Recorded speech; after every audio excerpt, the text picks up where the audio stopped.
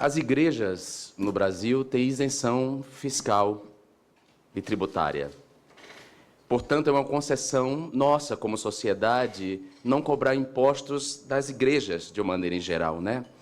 É curioso que não se fala disso, das isenções que as igrejas têm. Muitas igrejas neopentecostais vêm servindo de lavanderia para o dinheiro da corrupção. Eduardo Cunha, que foi presidente dessa casa, se encontra na prisão, foi condenado, foi preso e perdeu seu mandato por lavagem de dinheiro em igrejas evangélicas. Usava o nome de razões sociais e domínios públicos de igrejas, né? Usava o nome de Jesus, jesus.com, apesar das isenções que elas têm, ou seja, é dinheiro nosso, nós como sociedade estamos fazendo isso, muitas delas estão servindo como lavanderia para dinheiro da corrupção e do narcotráfico.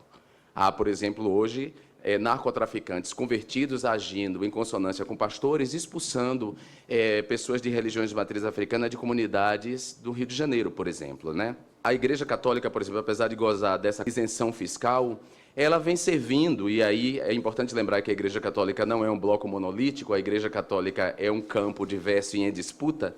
Eu mesmo tenho formação católica, venho da Teologia da Libertação, minha mãe é da Congregação Mariana, mas a Igreja Católica vem servindo de abrigo de pedófilos. Hollywood fez recentemente um filme chamado Spotlight, uma história real sobre uma rede de pedofilia da Igreja Católica, conduzida por bispos e padres, de modo que a Igreja Católica se tornou um abrigo de pedófilos muito preocupados em proteger os pedófilos e pouco preocupado em proteger as vítimas. Até onde a gente saiba, a Igreja Católica é muito mais abrigo de pedófilos do que os museus, né? Então a gente tem que sempre lembrar disso. Queria lembrar que no Museu do Vaticano, eu estive recentemente em Roma, eu fui ao Museu do Vaticano, há obras estarrecedoras, se a gente for pensar nas obras e interpretá-las do ponto de vista dos ignorantes que foram para a porta do Santander fechar a exposição Quia Museu. Há obras estarrecedoras, não só porque representam a nudez, o nu, e há muito nu nas obras do Vaticano, inclusive na famosa Capela Sistina, pintada por Michelangelo, há vários nus lá, e eu vi durante a exposição, durante a visita, várias crianças levadas por seus pais olhando aquelas obras de arte sacra e beleza. Além dessas obras, né, dessa nudez, há representações estarrecedoras do martírio de santos, né, e mártires, me perdoe aí a redundância, martírio, mártires, mas que representa degolas, pessoas estripadas, pessoas crucificadas, pessoas degoladas, ou seja, uma violência obscena praticada pela humanidade, representada pelas artes. E o papel das artes sempre foi esse, representar os nossos claros e escuros, fazer a gente refletir sobre o escuro que há em nós. Esse é o papel das artes, né? Ver e mostrar o nunca visto, o bem e o mal, o feio e o bonito. Esse é o papel das artes. Se a gente pegar a obra Criança Viada, ou mesmo Cenas do Cotidiano, de Adriana Varejão, a gente vai perceber que aquilo é praticamente um parque de diversões em termos de conteúdo, se a gente comparar o trabalho delas, por exemplo, com a obra pré-rafaelita, com todo o acervo pré-rafaelita do Museu do Vaticano, que representa práticas muito mais cruéis da humanidade. Adriana Varejão estava representando a formação de um povo forjado por mais de 3 séculos de escravidão, da qual a Igreja Católica participou e pediu desculpas, escravidão de seres humanos, que moveu uma economia à base da escravidão de seres humanos, e essa escravidão incluía a crueldade praticada contra os escravos e seus descendentes, um povo formado na derrisão da mulher, portanto, na exclusão da mulher do mercado de trabalho, na proibição dos seus direitos sexuais e reprodutivos, e um povo formado na derrisão dos povos indígenas, dos povos originários que foram desalojados da sua crença e da sua cultura por causa da Igreja Católica. Aliás, é bom lembrar que o Marquês de Pombal, que renovou a educação brasileira, expulsou os jesuítas daqui justamente por conta da sua prática educacional em relação aos povos indígenas. É bom lembrar que a Constituição brasileira, embora cite no preâmbulo a palavra Deus, a Constituição brasileira é laica. Laica. E laicidade do Estado significa que o Estado não tem paixão religiosa. Ele garante a todas as pessoas o direito à crença e não crença, mas o Estado não pode ter paixão religiosa, porque se o Estado tiver paixão religiosa, o Estado pode agir contra uma religião minoritária.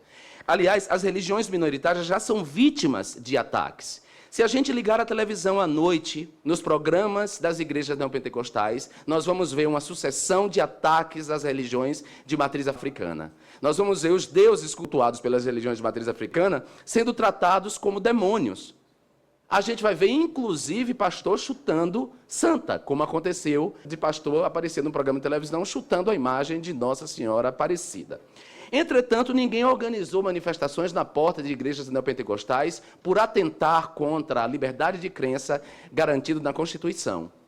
Tampouco ninguém foi organizar na porta das igrejas católicas protestos pelo fato da Igreja Católica abrigar pedófilos que estão em autoridades como padres e como bispos. Mas as pessoas foram para a porta de museu acusar obras de arte de exposição à pedofilia. Se a gente for nessa hermenêutica, nessa interpretação dessas pessoas, a gente teria que banir os crucifixos das igrejas todas, porque seria uma apologia à tortura. Jesus não morreu de gripe, nem de doença. Jesus, o Nazareno, foi torturado e morreu torturado na cruz. A cruz é um símbolo de tortura e uma pena de morte, digamos que seria a cadeira elétrica ou a injeção letal daquele tempo. Entretanto, nós temos o crucifixo em vários lugares. Eu posso considerar isso uma apologia? Não. Os judeus, o povo judeu não acredita que Jesus é o Filho de Deus, é o Messias. E por isso mesmo os judeus foram demonizados e perseguidos ao longo da história. Aliás, a Igreja Católica também pediu desculpas à comunidade judaica por ter colaborado com o antissemitismo que afeta a comunidade judaica. Esse antissemitismo é terrível, que perdura até hoje nos grupos neonazistas. Digamos que a maioria cristã decida que a comunidade judaica não pode mais cultuar a sua fé, e a maioria cristã decida impedir o direito dessas pessoas de se expressarem publicamente. A gente não teria uma democracia, a gente não viveria numa democracia. A democracia, portanto, não é a vontade das maiorias sobre as minorias, mas a proteção dos direitos das minorias frente à vontade das maiorias. É importante lembrar que tanto a Igreja Católica quanto as igrejas neopentecostais proferem dos seus púlpitos discursos de ódio contra a comunidade LGBT, desumanizando essa comunidade, utilizando trechos do Levítico e usando trechos da carta de Paulo aos Romanos, que são narrativas milenares e que pertencem a uma religião para justificar a disseminação do ódio e a desumanização dessa comunidade. Essa comunidade é desumanizada, essa comunidade é insultada, essa comunidade é morta, numa proporção de quase 300 pessoas por ano no Brasil. Da mesma maneira que os 60 mil homicídios que acontecem no país vitimam muito mais as pessoas de pele preta e que moram nas periferias. O que me parece é que toda a movimentação em torno do Queer Museu e todo o escândalo e toda suscetibilidade ferida ou falsamente ferida, porque eu não posso imaginar que alguém se sinta ferido com o Queer Museu e não ache grave a Igreja Católica ser um abrigo de pedófilos em vários casos do mundo inteiro, notadamente nos Estados Unidos, mas também no Brasil. Se sinta ferida com o Queer Museu, mas não se sinta ferida, por exemplo, com esse fato. Por exemplo, eu não posso acreditar, então, na honestidade desse sentimento.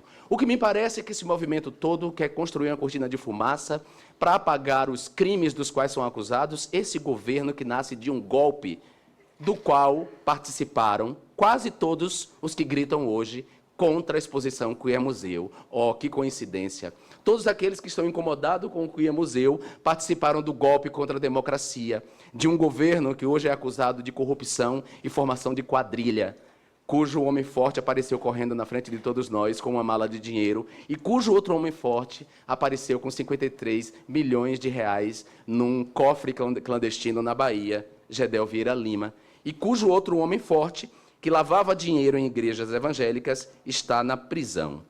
Então, me parece que toda essa prelação e falar em beleza, a arte tem que ter beleza. O que é beleza? Dá para definir o que é beleza? Há uma objetividade sobre o que é beleza? Eu, sinceramente, não vejo beleza nenhuma na pedofilia praticada por padres e bispos. Não vejo beleza nenhuma no fato da Igreja Católica proteger pedófilos e um pouco se preocupar com as vítimas, a ponto das vítimas criarem hoje uma rede mundial de denúncia. Não há beleza nenhuma nisso. Para mim, há beleza no quadro de Adriana Varejão. E, para mim, não há beleza nenhuma no martírio de Santa Teresinha, no quadro que representa o martírio de Santa Teresinha, que os seios dela são cortados e extirpados ali na representação. Então, me parece que é muito mais uma cortina de fumaça para esconder os crimes de um governo corrupto, para chamar a atenção da população para algo que não é relevante, enquanto os direitos trabalhistas são afetados, enquanto o trabalho análogo à escravidão, há uma tentativa de legalização do trabalho análogo à escravidão.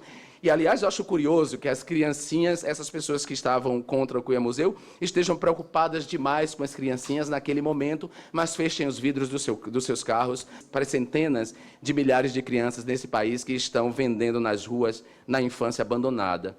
Acho curioso que as pessoas estejam preocupadas com o destino das crianças ali, no Cuiabá Museu, na hora de representar, mas estejam um pouco preocupadas com as redes de exploração sexual de verdades que envolvem políticos e religiosos. Nós realizamos aqui a CPI da exploração sexual de crianças e adolescentes, eu e a deputada Érica Cocai, e a gente conseguiu prender o prefeito de Quari, no estado do Amazonas, que pertencia, junto com juízes, a uma rede de exploração de crianças e adolescentes.